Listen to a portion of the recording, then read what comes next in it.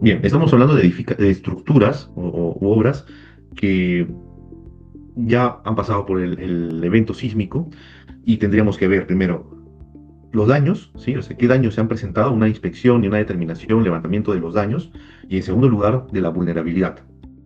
A partir de estos dos puntos se pueden tomar las medidas correctivas, ¿sí? Y también podría ser en algunos casos preventivas.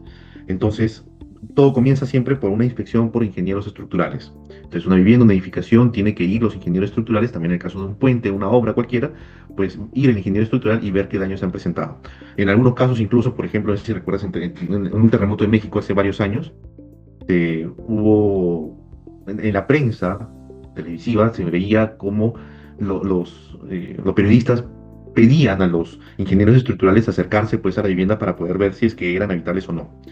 Eso también forma parte de una cultura sísmica, el saber de que no tienen que llamar a un arquitecto, no tienen que llamar a un ingeniero civil, eh, que puede ver diferentes rubros, ¿no? Porque hay diferentes especialidades, mejor dicho, para un ingeniero civil. Dentro de la ingeniería civil está la ingeniería estructural y ellos son los responsables, nosotros somos los responsables de poder identificar los daños y las vulnerabilidades. Entonces, eso en primer lugar.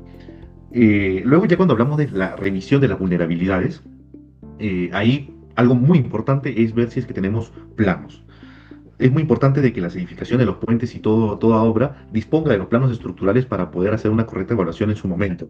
Si es que hubo algún daño, ahí lo podemos ver. Y si hay alguna vulnerabilidad, tal vez de su origen o en un cambio de norma, porque las normas van cambiando, entonces también lo podemos identificar con los planos. Si no hay planos, sería bueno también que se pueda hacer un levantamiento estructural, es decir, recoger la información de los elementos y el refuerzo de estos en planos, ¿no? También del estudio de mecánica de suelos. También es importante poder disponer de ello. Y eventualmente, cuando ya se ha preparado un prediagnóstico en base a este estudio, un prediagnóstico, se puede determinar si es que son necesarios algunos ensayos, como por ejemplo algunas pruebas de campo, algunas pruebas de laboratorio, llevar algunas muestras o hacer unos cálculos más exhaustivos para poder determinar la vulnerabilidad de la edificación.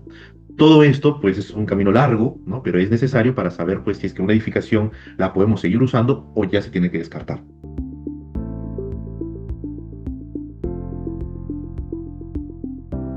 Una importancia completa y absoluta. Es esencial de que estos países en zonas de alta sismicidad dispongan de normas actualizadas. ¿Qué pasa si no tenemos normas sismorresistentes o que no aplicamos diseño sismorresistente? El edificio va a trabajar bien a cargas de gravedad. Cuando no hay terremoto, para cargas de peso, va a comportarse correctamente. Eso también genera un exceso de confianza por parte del usuario, porque el usuario va a decir, mi casa está actuando bien, y no le ha pasado nada en todo este tiempo, a pesar de que no había un terremoto. Y eso es exactamente lo que está sucediendo en Lima. En Lima no tenemos un terremoto fuerte, llamémoslo pues, de 7 o más, ¿sí? Que realmente exija a Lima, con un terremoto frente a Lima, desde 1746. Han habido unos terremotos cercanos, como del 70, 74, que han sido cerca, pero no han exigido nuestras construcciones de la misma manera, ¿no? Como estamos pensando que puede venir. Entonces, eso genera un exceso de confianza. Muchas veces cuando he visitado pues viviendas y quieren construir un tercer, cuarto piso, me dicen, la estructura está muy bien porque ha soportado todos los terremotos. E incluso me mencionan el terremoto de Pisco de 2007. Pero ese terremoto fue en Pisco, no fue en Lima. En Pisco tuvo un movimiento pues severo, pero en Lima no fue severo ni moderado. Acá se sintió la décima parte de lo que fue en Pisco, entonces, y aún así hubo bastante susto. Entonces, tengamos eso en mente para tener una idea de cómo es un sismo de verdad y generar esta conciencia. Lamentablemente, nosotros los peruanos estamos muy acostumbrados a que no nos asustamos hasta que nos pasa, ¿no? Entonces, eso es.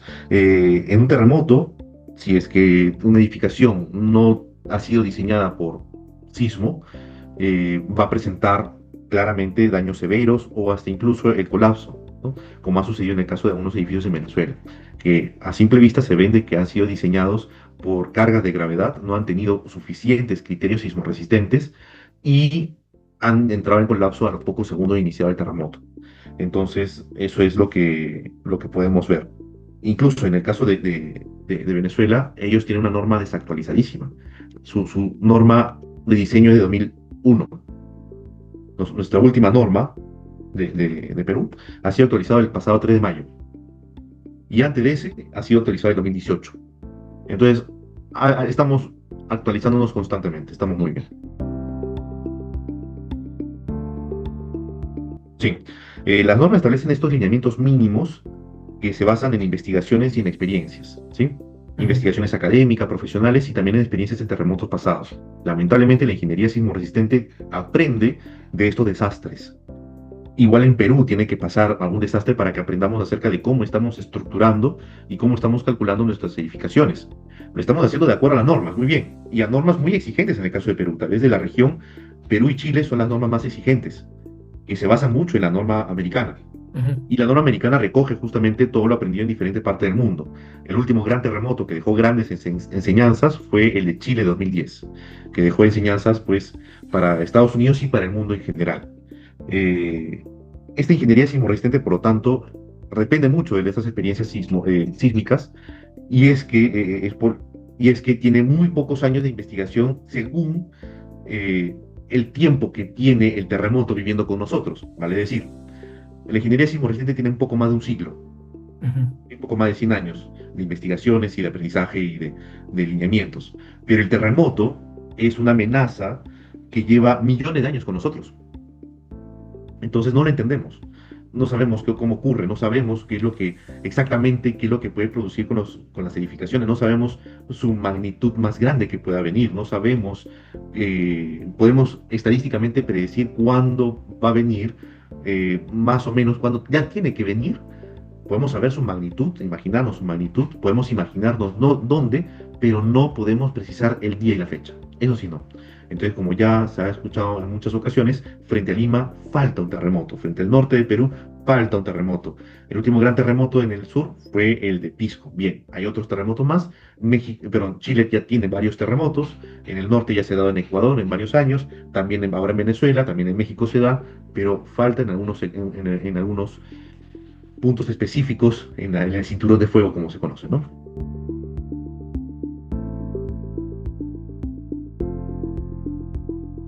Realmente, todo bien diseñado puede resistir la acción sísmica, todo bien diseñado. Sin embargo, hay mucha preferencia y mucha confianza en los sistemas de muros de concreto armado, muros de albañilería o Ujú. sistemas mixtos que combinan pórticos y muros. El muro es el elemento sismorresistente más comprobado en estos casos, ¿sí? También están los pórticos arriostrados de acero, por ejemplo, ¿no? Una estructura metálica, pero que tiene arriostramientos, que son estos elementos diagonales que suben en todos los pisos, ¿no? Ujú. Eso también es un sistema muy bien usado, tal vez no tanto mucho en el Perú, pero sí, por ejemplo, en Estados Unidos, en Chile, también en Japón, muy utilizado también. Pero en general todos con un buen diseño que garantice tres aspectos: resistencia, rigidez, que es la oposición a la deformación, y la ductilidad, que es la capacidad de dañarse, de liberar energía, de fisurarse, pero no romperse, pero sin romperse. Entonces, con esas tres características, podemos lograr un diseño sismo resistente. Ahora también hay que mencionar un sistema que se puede usar y se está usando en edificaciones esenciales, como hospitales, por ejemplo, que es el tema de los sistemas de protección sísmica. Estos sistemas lo que permiten es disipar la energía mediante otros elementos y dejar la estructura con menor responsabilidad sísmica. Entonces la protege. Me dice, tú no te preocupes, los dispositivos que estoy agregando se van a encargar del sismo. Entonces, en Ujú. esa línea tenemos los aisladores sísmicos, por ejemplo, que son obligatorios para hospitales esenciales o importantes. Eh, También tenemos los amortiguadores de fluido viscoso y los disipadores histeréticos. Son dispositivos que se usan en el mundo para proteger edificaciones modernas y de, de seguridad crítica.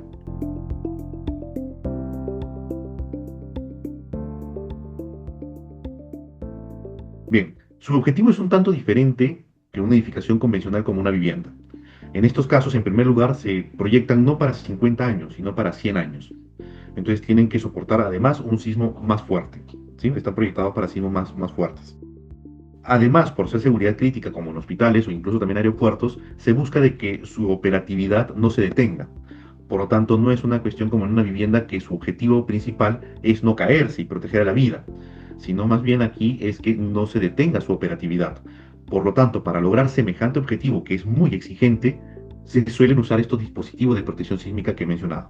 Estos dispositivos ayudan a que todo el movimiento se disipe, por ejemplo, mediante los aisladores sísmicos, que es la solución más eficiente conocida hoy en día por la ingeniería, y permite pues eh, que la estructura tenga muy poca deformación, muy poca violencia en su movimiento durante el terremoto, tenga muy pocos daños estructurales y su contenido se vea mínimamente amenazado. Por ejemplo, el contenido de un hospital, por ejemplo, la medicina, los medicamentos, pueden verse resguardados con estos dispositivos. Entonces se puede mantener la operatividad de estos edificios.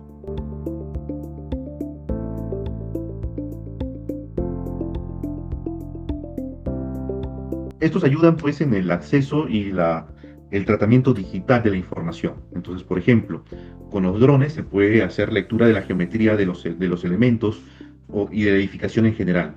Este levantamiento se puede digitalizar, se puede introducir a un modelo BIM. El modelo BIM complementa información en cuestión de materiales, en cuestión de lectura de daños, en cuestión de toda la información que uno le pueda dar. Y esto ya convierte al modelo BIM prácticamente en un informe digital, porque te muestra la geometría completa con información adicional que uno ha podido inspeccionar, que ha podido leer, que ha podido medir, etcétera. Entonces lo hace un informe 3D, por decirlo así. Esto también se puede tratar de otra manera. Podemos tomar toda esa geometría y pasarlo a un modelo estructural, que ya se maneja matemáticamente y se puede predecir su movimiento y ver cómo se puede, cómo se va a comportar, cómo se puede reparar y cómo se puede reforzar. Entonces, en el tratamiento de información es muy útil. Sin embargo, hay que resaltar de que el ingeniero estructural va a terminar siendo el responsable de este análisis. Es decir, hay una parte que es todo el tratamiento de información, donde no necesariamente tiene que estar el ingeniero estructural, pero ya cuando se trata de hacer el análisis de la estructura y se trata de hacer la conclusión, es el diagnóstico, ahí sí tiene que entrar el ingeniero estructural, ¿sí? De que las competencias BIM de los drones estas herramientas modernas los puede adoptar el ingeniero estructural, sí, claro que sí puede haber, ¿no? Pero hasta hoy, en el Perú al menos hay una cierta independencia de esto. Uno se encarga del BIM, se encarga de todo esto, y el ingeniero estructural, que es mucho más teórico, mucho más, pegado a la ingeniería, pues entonces va a interpretar estos resultados.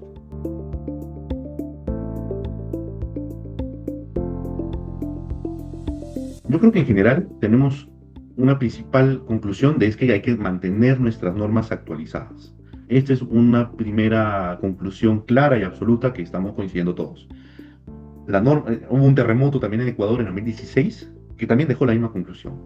Habían deformaciones muy amplias permitidas en la norma y hoy en día ya su actualización restringe más los desplazamientos. En este caso también lo mismo. Hay que tener las normas actualizadas. Un segundo punto también muy resaltante es el tema de la calidad de nuestras construcciones, pero no solamente ligado a la parte profesional o técnica, sino también a la parte social o política. Y es que me refiero, por ejemplo, por la autoconstrucción, la informalidad y la corrupción. Entonces, estos aspectos han deteriorado claramente la calidad de las construcciones en Venezuela y también lo han hecho acá en el Perú.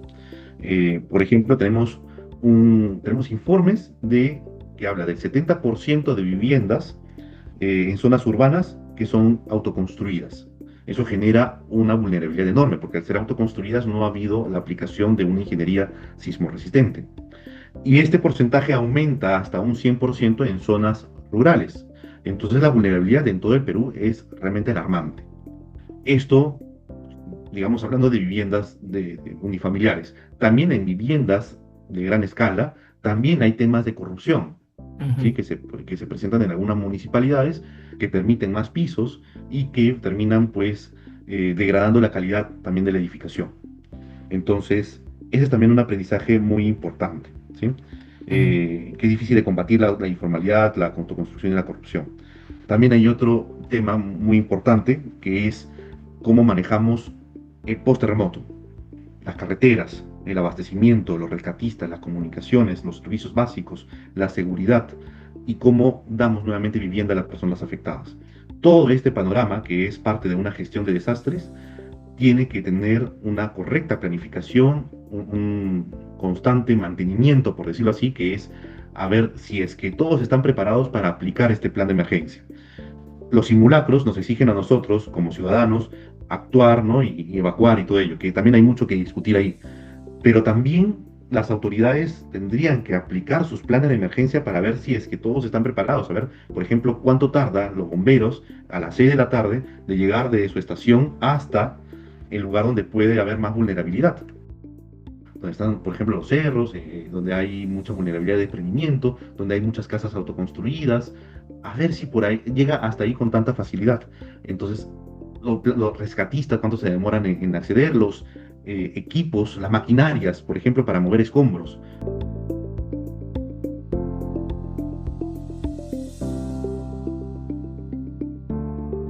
Bien, el enfoque de resiliencia sísmica es un enfoque mucho más avanzado, mucho más exigente y en algunos casos costoso, pero vale la pena porque sí genera un ahorro luego del desastre. ¿En qué consiste esto para que se aclare? El objetivo principal es recuperar rápidamente la operatividad, en pocas palabras. Ujú.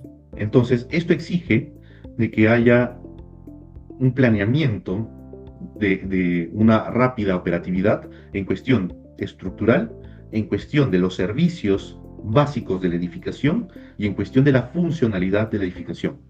Hablemos, por ejemplo, de un aeropuerto. El aeropuerto no debe tener daños estructurales, debe seguir teniendo agua, electricidad, red, comunicaciones, todo intacto, o sea, bueno, o de una recuperación muy rápida, y su función de recibir pasajeros y de trasladarlos y de que se generen los vuelos tiene que mantenerse. Entonces son tres aspectos ahí críticos. Ujú. Entonces, no solamente involucra el estructural, es un plan para cada uno de estos ejes. Y en el estructural es que general, por lo general, exige de que se involucre sistemas de protección sísmica, que es el que puede garantizar la operatividad luego de un terremoto. ¿Sí? Seguramente en el futuro este será el criterio de diseño, ¿sí? De acá a unos 50 años, por ejemplo, puede ser el criterio de la resiliencia sísmica. Sin embargo, como sociedad y como comunidad, también ingenieros en el Perú, debemos pasar por todo este aprendizaje. Tenemos que Ujú. vivir la experiencia del terremoto en Lima, tenemos que aprender de ello, tenemos que saber cómo manejarlo, tenemos que saber la importancia de los sistemas de protección sísmica y hacer el salto correspondiente luego de haber pasado por todo eso. No podemos correr sin antes aprender a caminar. Entonces, es parte de la cultura y del desarrollo tecnológico dentro del país.